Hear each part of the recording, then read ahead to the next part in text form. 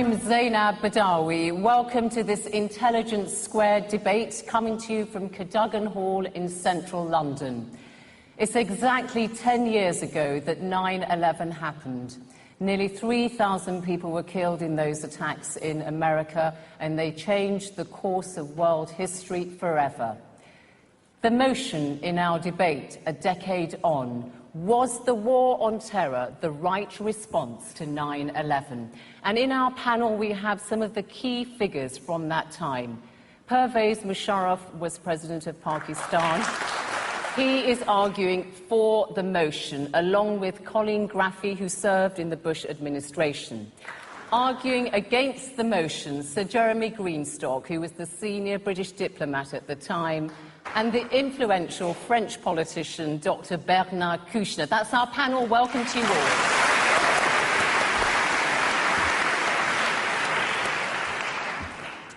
As you, our audience, were coming in, you were asked to vote to see where you stand on the motion right now. Then each of our panel members will make their opening statements to you. Then you will have a chance to put questions or even make comments, indeed, to our panel members. And we will ask you to vote again to see if you've perhaps changed your mind and where the vote there stands. So I hope that's all clear. We can start our debate arguing for the motion, the war on terror was the right response to 9/11. Pervez Musharraf, who was president of Pakistan from 1999 until 2008, and of course he was a crucial figure in the war on terror, particularly when it came to the invasion of neighbouring Afghanistan. General Musharraf.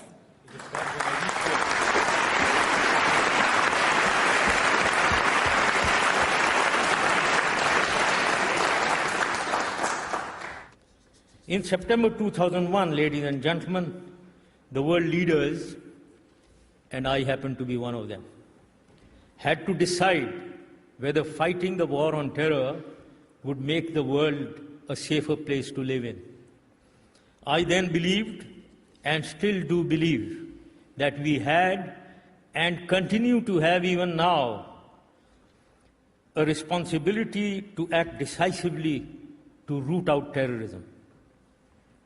We need to be clear that the call for action was certainly not based on the single incident of 9/11. 9/11, in fact, was the catalyst, the culmination of a series of increasingly bloody terrorist outrages, which finally tipped the scales against the prevalent law enforcement approach. It roused universal condemnation and forced the strong action against terror. Ladies and gentlemen, terror has to be defeated. There is no running away from it. The destructive power of the explosive and the viciousness of the suicide bombers who bring misery to people at large, to innocent people at large, has to be combated. Holistically, the war on terror has three fronts: the military, the political, and the socio-economic. We have a tendency to overuse the military instrument, to pay lip service to the socio-economic, and almost ignore the political element. It is this short-sightedness of the past that perhaps saved Al-Qaeda from defeat. I have two arguments to justify this statement that I have just made. Firstly, had the world recognized the Taliban after 1996, when they controlled more than 90% of Afghanistan, maybe we could have moderated them from within. Now, coming to the second missed political opportunity. The aftermath of the military success of the 9/11 response had to be capitalized with the shift and the application of the political instrument. Al-Qaeda and their abettors, the Taliban, were defeated, were militarily defeated, and they were in total disarray. Their organizational and command structure was dismantled in Afghanistan, and they ran helter-skelter into the mountains and cities of Pakistan.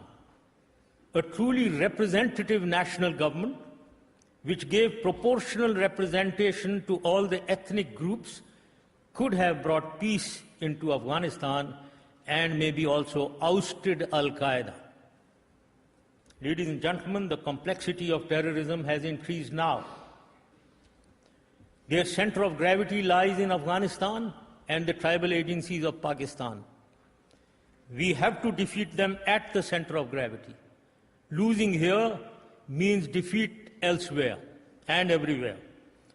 In conclusion, ladies and gentlemen, may I say that we can criticize, we can disagree with the conduct, with the execution, with the handling of the war on terror, but the world cannot absolve itself from its collective responsibility of fighting and defeating the war and defeating terrorism in the world.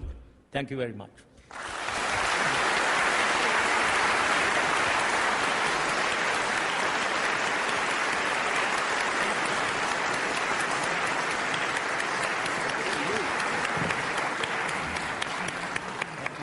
Arguing against the motion, our next speaker, Sir Jeremy Greenstock.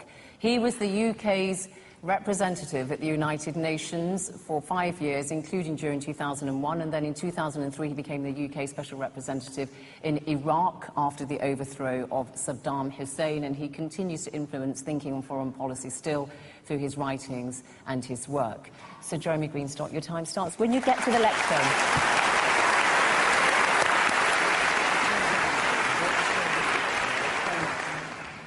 Ladies and gentlemen, we have just heard a supreme military leader defending the use of military means to overcome a threat that, for all its use of violence, was not military. Indeed, the threat is all the more powerful because it comes from methods of attack that aim to neutralize to the greatest extent possible the vast military superiority of the target. To fine-tune the response to an attack, you have to understand what the attack was all about and who was behind it.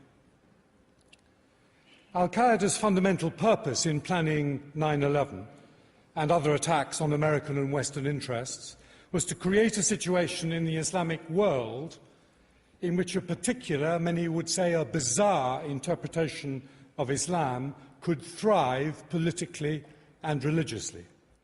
Enticing the world's only superpower into a war, or a series of wars, in the Middle East was seen as the route to social and political chaos there, out of which something new could emerge with enough popular support to be sustainable. Making the United States so angry as to be prone to misjudgments, such as the doctrine of preventive war, was an essential step in this design. In the global picture, this was about more than terrorism. Washington, on a war footing, then made a mistake which played into Al-Qaeda's hands. Al-Qaeda's recognition that the US might be goaded into becoming a hammer looking for a nail was proved accurate in the US decision to invade and occupy Iraq in 2003, when Iraq had nothing to do with 9/11.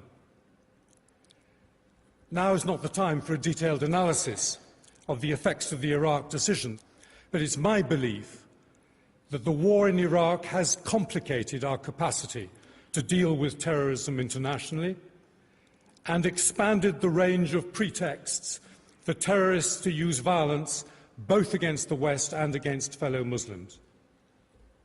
In short, if the war on terror was the right response, then terrorism, after trillions of dollars of expenditure on military operations and hundreds of thousands of deaths, should be on its last legs. Too many people saw the US as taking forward a war of its own conception and in its own national interests, without addressing the concerns of others. The opportunity for the Americans to lead a global, collective approach to security issues was lost. The new counterterrorism of the Obama administration, it's interesting to observe, largely recognises and seeks to correct that original misconception of what counterterrorism should be all about. Strong, precise action to deal with criminal groups has to be combined with diplomacy and partnership, is what that new strategy says. And that's quite a different approach from a war on terror. It's hard to avoid the conclusion that the United States made this change much too late. Let's show in your vote tonight that we have at least learnt that lesson. Thank you very much.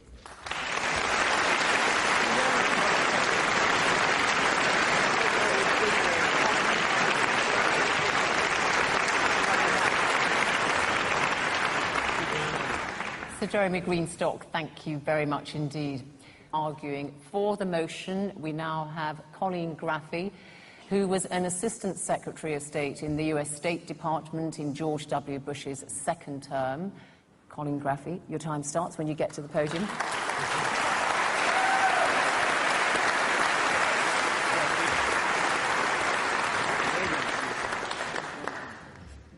The war on terror was the right response to 9/11. The fact is, the military approach has worked.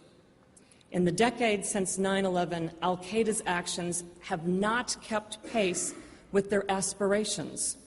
Coordinated attacks of a global reach have fallen, and we are working so that it remains so. We learned from recently recovered documents that Osama bin Laden was lamenting from his bunker that the drone strikes were preventing training and reducing capable leadership. The fact that war was the right response to 9/11 is reinforced by the fact that the Obama administration, after great scrutiny and great deliberation, has actually continued on the same course. In fact, he's increased drone strikes. Nothing short of war was needed to get at the root causes of terrorism. And the root causes of terrorism are the Middle East dictators and tyrants who suck the air out of public discourse and prevent the development of civil society. This leaves only mosques as the place for people to vent.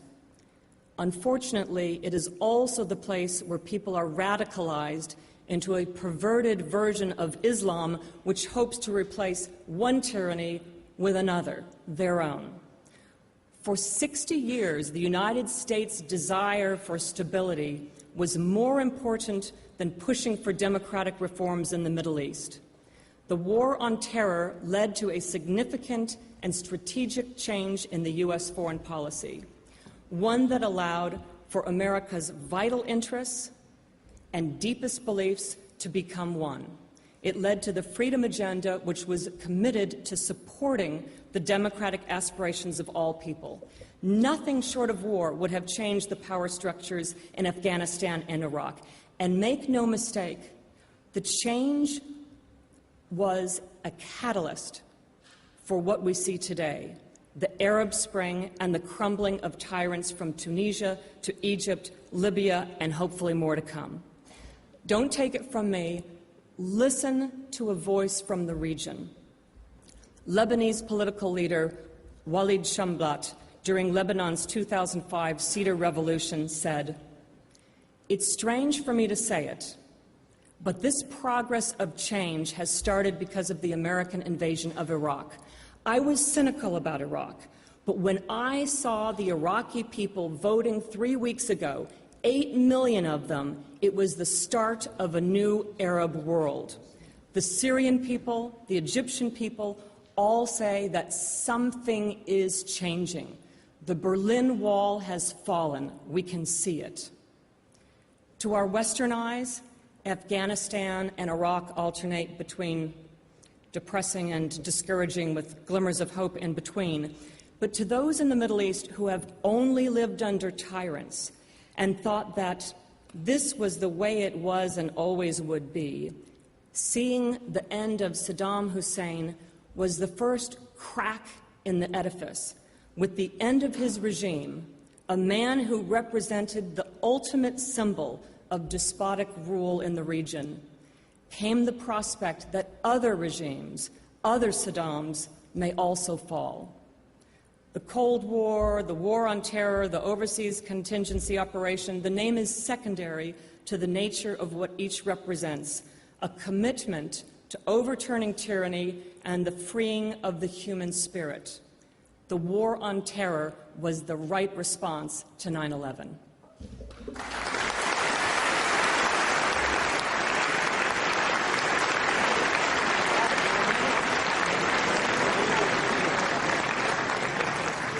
Thank you very much indeed, Colleen Graffy.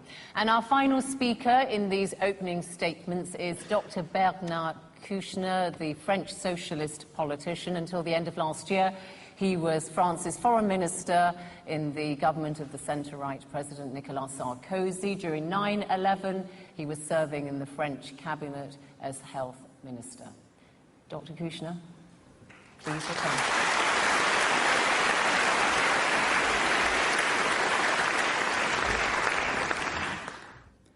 So, the war on terror, was it the right answer to 9/11?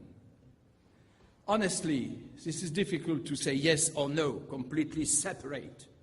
Yes, it was imperative to react to 9/11. By war, are you asking for an ethical, a military, or a political judgment? Let me be blunt.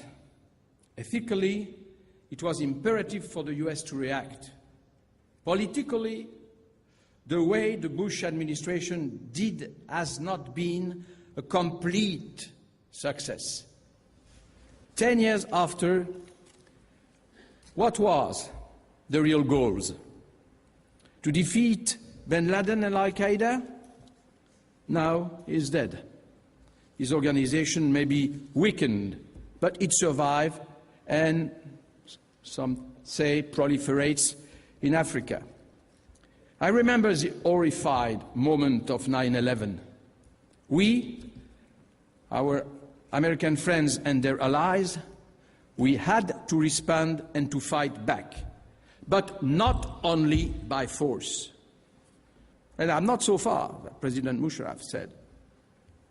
It should have been also a war against poverty. Poverty is the main word in Afghanistan and also in Pakistan. In chasing bin Laden, Western leaders discovered a reality that only those remembering the Soviet war knew. Afghanistan is a patchwork of tribes, starting with the Pashtun, more or less close to the Taliban and more or less linked to bin Laden. The Pashtun lives on both sides of two countries. There are no borders between Afghanistan and Pakistan. The Pashtun move freely. So should we have to make war on Pakistan? Impossible. Two good reasons. The Pakistanis are supposed to be our allies, and they have atomic weapons.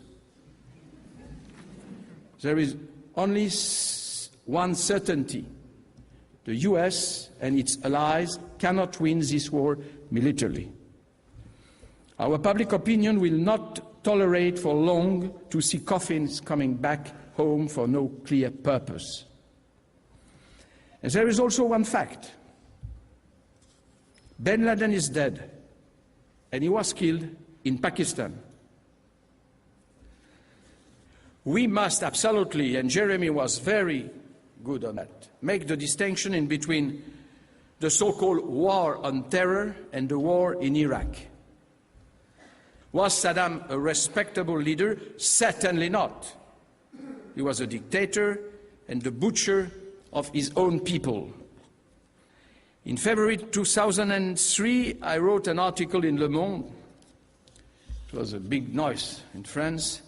No to Saddam, no to the war.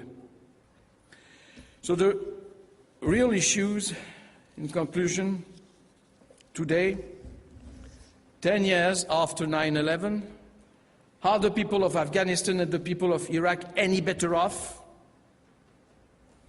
Yes, in a way. schools, education, hospital, roads, etc. We looked at the wrong generation. I believe, and this is part of the answer, resides in the hopes of the Arab Spring and the young Arab leaders. Thank you very much.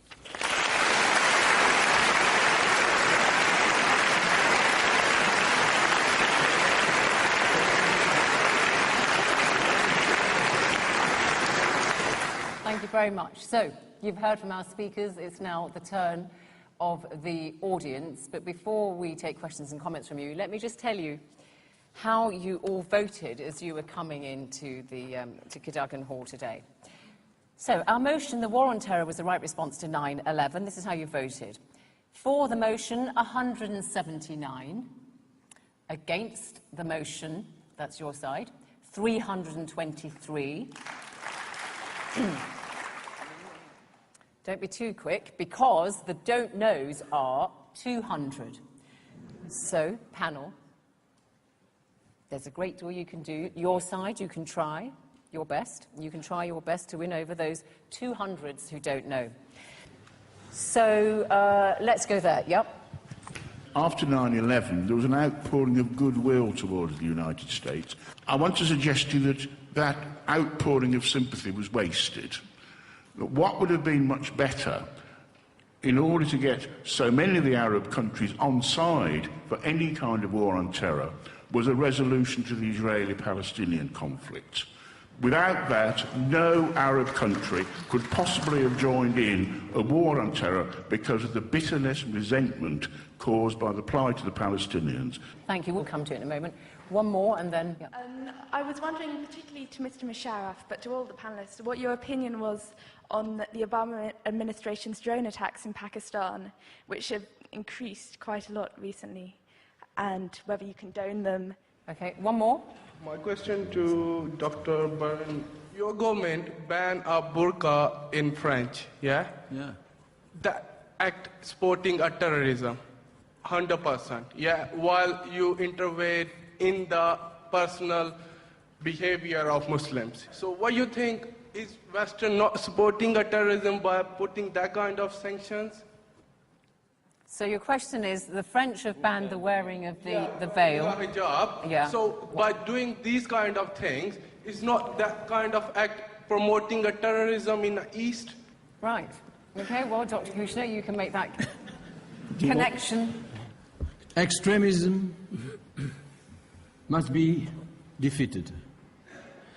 To compare extremism in the Middle East, in between Palestinian and Israelis and in the Middle East, generally speaking, was not right. And at the beginning of bin Laden terrorism, it was not a question of that. But if you want me to say, and we will be all in agreement that we must set up a real peace, that is to say, to recognize the Palestinian state, etc., yes, we have to, and we tried.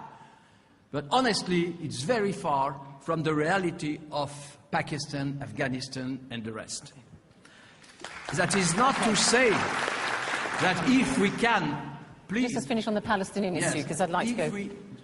This is an emergency, but it's an emergency in years and years. And we all try to do so and will succeed. Okay. But, well, it was not the reason, and it's not an explanation. All right, but Colin Graffy, this was a point that was raised a great deal, and the terrorists in their messages and so on bring up this issue of the Palestinian question.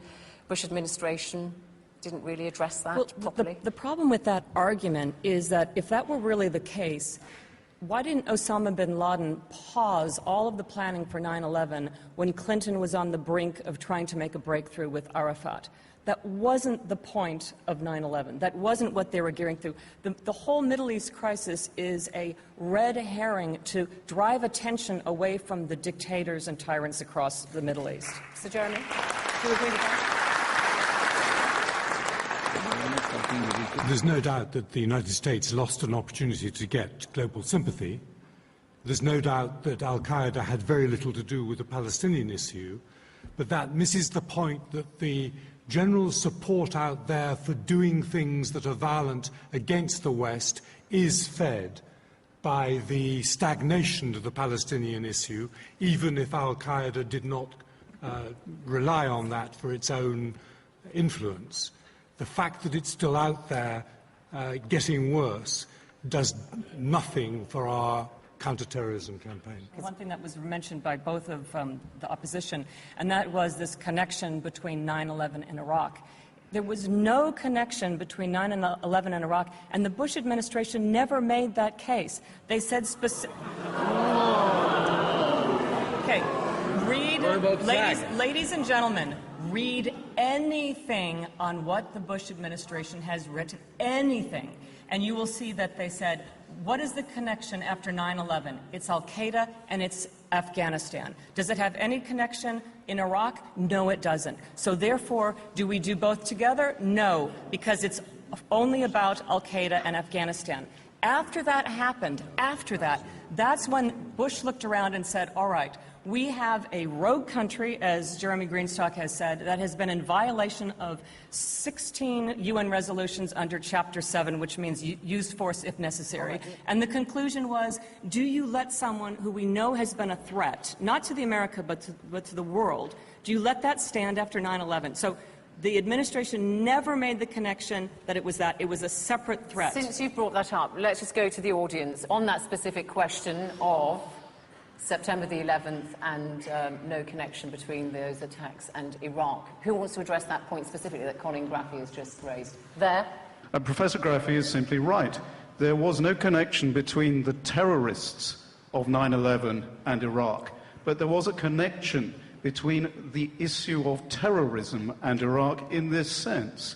Dr. Kushner, of whom I'm a great admirer, is mistaken in counterposing the war on terror to a war on poverty and illiteracy, because the terrorists of 9/11 were not poor, and they were not from a poor region. But the variable most closely connected with terrorism is a lack of political openness, whereby dissent migrates to the mosque and radicalism is incubated. Right. That was the connection between Iraq and 9/11. So there was a terror threat from Iraq, but not linked to 9/11. Does somebody else want to? Yep. My question is for Professor Graffy. You mentioned the drone attacks were successful in stopping training camps, but you failed to mention how many civilian lives have been lost as a result of those drone attacks. Are we meant to just look the other way and pretend like Pakistani lives aren't valuable? Okay, well, we'll link that question to the other one earlier on about the... Why don't we ask you, the drone attacks on Pakistan, and your view on that, General Musharraf and then Colin Graffy? Certainly it is not in Pakistan's interest. And drone attacks are, as this young lady has said, they are causing collateral damage. Therefore, there is a great public outcry against the drone attacks. And also, may I say, there is a public outcry because it violates the sovereignty of Pakistan. However, I do not say that we should not attack the terrorists. Whenever a target is identified, we need to adopt measures to attack that target, those militants, through means which will avoid collateral damage and ensure the sovereignty of Pakistan. The fact is that any loss of life is, of course, horrible, but the drone attacks are a technology that allows the most exact and precise targeting that we've ever known in history.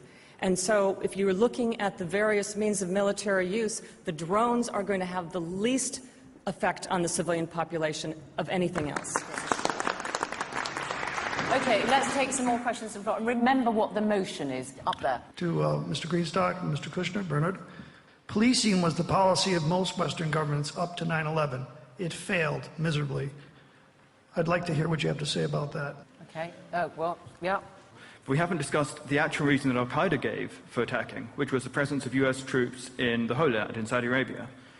And in order to respond to being attacked by that, they could either have left, as they did from Lebanon in 1986, fearing more terror, or they could have stayed, and I think it's fairly clear that the Saudi kingdom would have been greatly endangered, or they could leave in victory and not have to protect Saudi from Saddam anymore.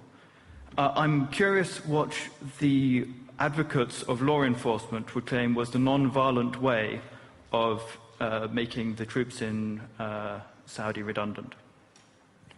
Well, the Americans did withdraw their base from Saudi Arabia, didn't they? I think Yeah, because they invaded Iraq. Yeah, OK, we'll put that question to the panel. Let's take some. Go ahead. I wish to ask Pervez Musharraf, do you think Osama bin Laden came back to Pakistan after you were removed, deposed? And prior to when you were still in government in Pakistan, do you think Osama bin Laden was in Yemen, where there is his family come from and there's a very strong Islamic following?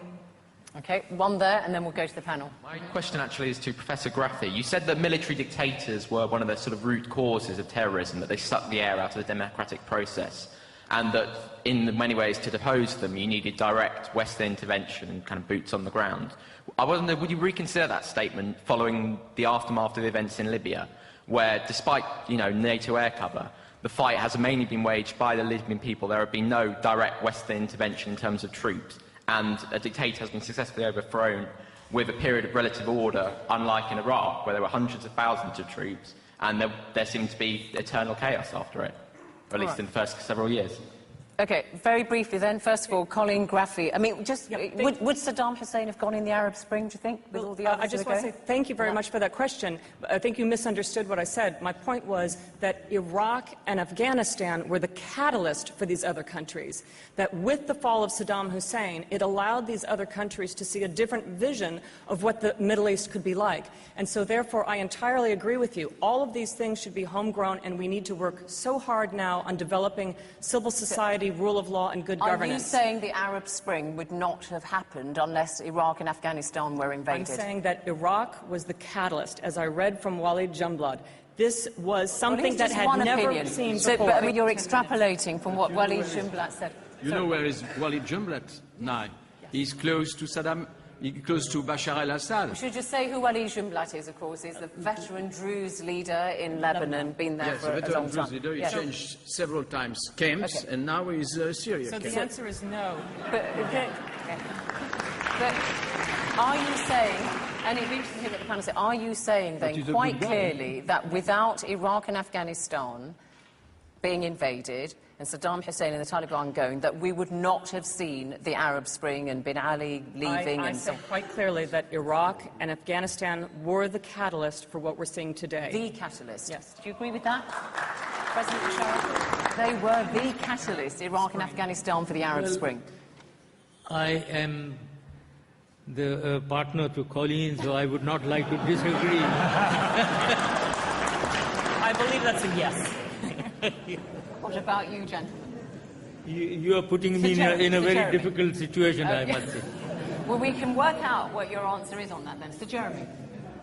One sentence on the Arab Spring. The Arab Spring was a spontaneous reaction by people empowered by the availability of information, knowing what was going on in the rest of the world, against their government stealing freedom and national wealth from them. It was all about that. It was Dr. Kushner on this particular point, the catalyst, which took 8 years, though, didn't it, from 2003 to... But anyway, yes. The catalyst of Iraq and Afghanistan. The Revolution was 2005. Palestinian was before that. I mean, it's in steps and progress. It doesn't happen overnight. Look at the Berlin Wall. Bernard Kouchner, on this point about Afghanistan, the war on terror and the invasion of Iraq and Afghanistan was the catalyst for seeing the Arab Spring and these dictators falling. No, but I completely agree with what Jeremy said. This is a fantastic movement, Arab Spring. Spontaneous in a way that we were waiting for Muslim Brothers or extremists, etc. And the people, all the people, what we call the civil society, rejected their dictator. And don't, let's say, mix all the countries. Tunisia was not Egypt, was not Libya, etc. And we don't have time to make... But the specific point is, people said Saddam Hussein has gone from power, and that, in a way, encourages us to also seek democracy. I don't think so. You don't Look at what's happening now in Iraq. Look, this is not a miracle at all. But what? Saddam Hussein was a dictator. He was a killer. And now there is a president of Iraq with a Kurd. This is a good success. The Shiite, the majority of the people, are in power against the minority, the Sunnis. This is another success. But it will take time. And for the time being, democracy a sort of democracy, not the British or the Swedish or the French democracy. Step by step, it will be done. Yeah. But it has not started anything. Okay. Don't remember you that. You made that point. Pervez Musharraf. Okay. Pervez, yeah. We're talking about Iraq. Yeah, but General Musharraf has decided. General Musharraf has decided to comment on this specific question. No, then. I was trying to answer another point of view. This, I don't find it very logical to link Afghanistan or what we did in Afghanistan in response to 9/11 with Iraq. Here was a situation in Afghanistan was that Al-Qaeda, who we equate with terrorism, carried out the 9/11 attack, but and many people around the world. But it was part of the war on terror, and you're for the motion that the war on terror was the right response. Iraq was also a terror threat, you said, and therefore it was a legitimate target in the war on terror. That's what you said. So just very quickly, General Musharraf, was Iraq part of the war on terror? Should it have been? Well, I personally was certainly against the war in Iraq, but I am not linking it with attack on terror, really. Okay, all right, that made it clear. We had that question, Sir Jeremy Greenstock, on the policing of crimes and of terrorism, and the policy had failed. Well, it was that question has said policing failed miserably. That's right. Yeah. And things were missed before 9/11, both internationally and in the United States. But I think this panel must make the point that over the last 10 years, and particularly in the last few years, our police, our agencies in the United States, the UK and elsewhere, have done an absolutely fantastic job in protecting us against repetitions of 7/7 and other terrorist attacks earlier in the decade. Let's give the police and the agencies the real credit that they deserve for protecting our public. Just very quickly, anybody want to? Yeah, I have a comment about the bases in Saudi Arabia. Yeah. I just want to remind that why were the U.S. bases in Saudi Arabia? To protect the Kurds in the north and the Shia in the south in Iraq and the no-fly zones. And so there we were trying to assist, and this is turned against the United States as being in the land of Saudi Arabia. So just a reminder that's why we were there. And the idea that we should be attacked on 9/11 because we're in Saudi Arabia when we're there to protect the people in Iraq is nonsense. And General Musharraf, did Osama bin Laden, who of course was killed by the US Navy SEALs in May in Abbottabad in Pakistan, did he go to Pakistan after you left office?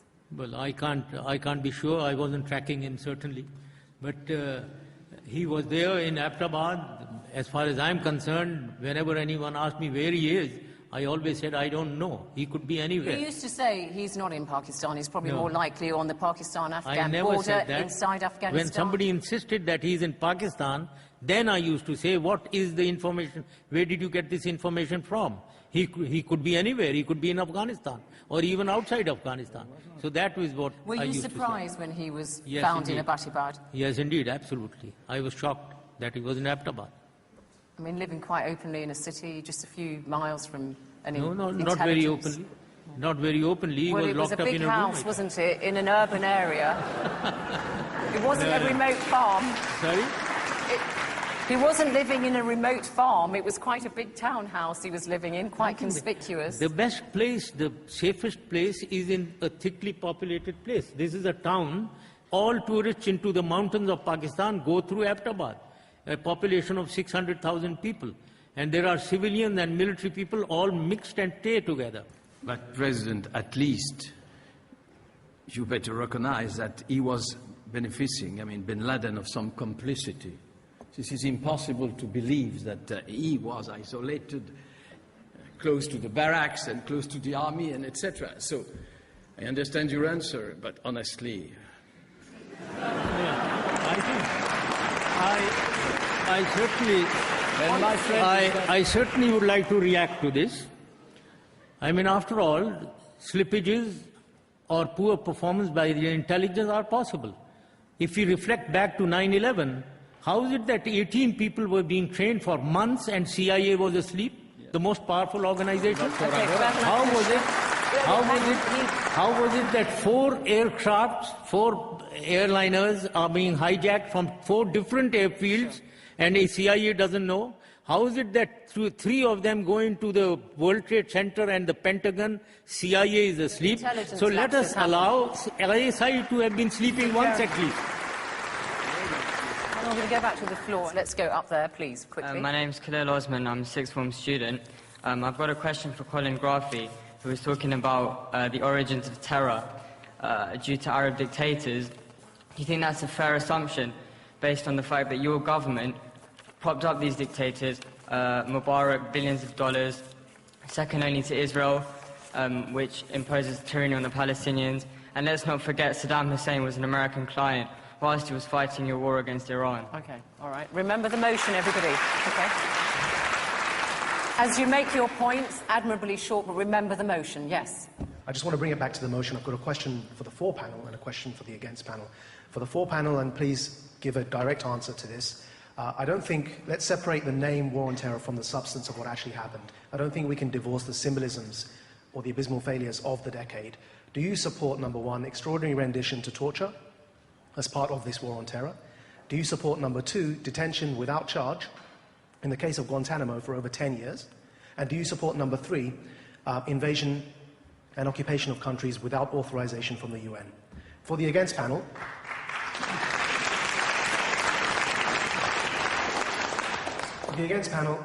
I personally, and Quilliam, the line we push is we don't see a polarization between, necessarily between military action on the one hand and law and order on the other. There's a middle way. We think there's a third way, and that's to empower civil society, as demonstrated by the Arab Spring. So would you please elaborate on what could have been done in that third way to empower civil society rather than take military action? Thank you. Okay, thank you. That's the quickest 4 questions I've heard in about a minute, 10 seconds. So let's just pick up then, panel. The point made by the representative from the Quilliam Foundation, which I think was mostly to your side, Mr. Musharraf and Colin Graffy, which was, when you support the war on terror, do you support detention without charge? Do you support rendition and the invasion of countries without proper UN authorization? Well, the question had several different parts. The first is torture. No, that is not allowed. The international community has torture convention, but every country is going to, as Britain has done, is going to find ways of interrogation that come pretty close. And in the United States, the view was that the actions taken in waterboarding were not torture. Now, you can disagree with that. Well, a lot of people did. I mean, it's what you described as enhanced interrogation procedures. And they stopped that, and they considered that it was wrong to do, okay? The other, with detention, every country is dealing with the difficulty, the tensions between protecting societies and protecting civil rights. So the UK is in the same situation. Control orders, how long do you hold people? Right. France has a similar situation. Okay, and so Jeremy, the question to your side from the Quilliam Foundation was, what do you do to empower civil society? What's the alternative to the war on terror? How would you have done it? Well, civil society is actually doing more than governments, in my view, at the moment, to make the developing world a better place, village by village, town by town, region by region. They don't need to be told what to do by governments. They don't need to be empowered in what they have the will to achieve in the less advantaged areas of the world. But they do need to work with the governments of the developing world to be allowed access to the people who need their help. And when you get that kind of partnership between what the West in its donor mode can give and what the developing world can absorb and receive and act on, you are getting a partnership that does far more to deal with security issues than the direct use of military force. That's what we're trying to say.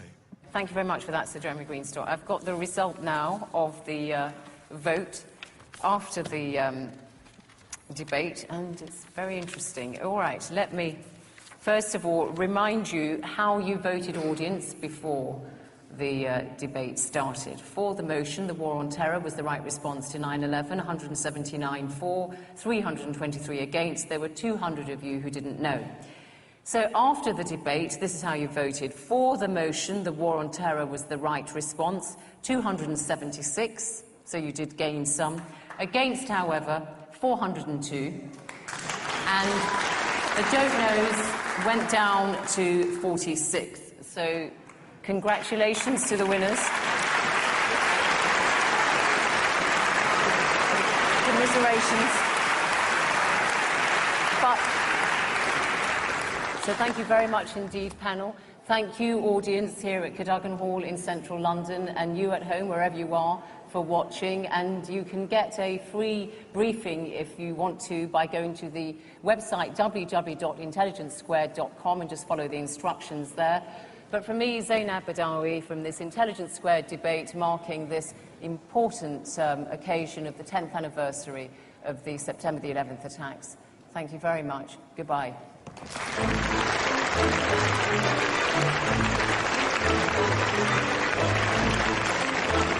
you.